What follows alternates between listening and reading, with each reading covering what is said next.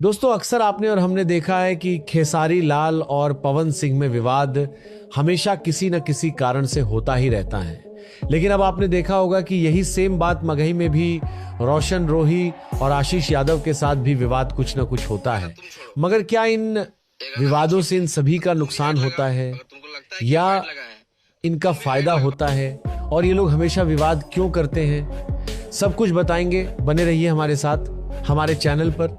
सबसे पहले बात करते हैं कि आखिर ये लोग विवाद क्यों करते हैं और इनको विवाद से कितना फायदा मिला है और आगे कितना मिलता रहेगा। आपको बता दें कि इन लोगों का विवाद करने का सबसे मुख्य कारण है जब इनका ग्राफ डाउन होने लगता है, मतलब जब इनके गानों पर ज्यादा रिस्पॉन्स नहीं मिलता है तब ये लोग विवाद शुरू करते हैं। नहीं तो एक बार विवाद होता, दो बार, चलो मान लेते हैं, तीन बार विवाद होता, मगर नहीं, इन लोगों का विवाद रुकता ही नहीं है, हमेशा होता है, हमेशा इनकी ही चर्चा। पवन और खेसारी भोजपुरी में अब केवल और केवल पवन और खेसारी।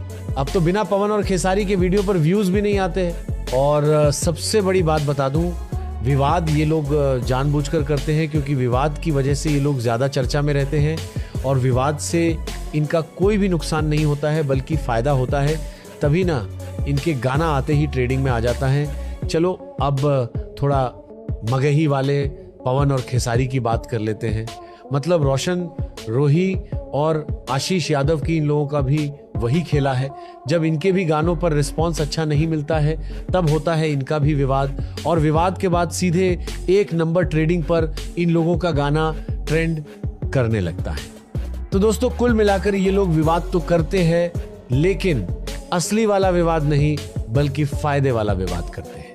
तो अब शायद आपको पता चल गया होगा कि असल में विवाद से इन लोगों को कितना फायदा और कितना नुकसान होता है।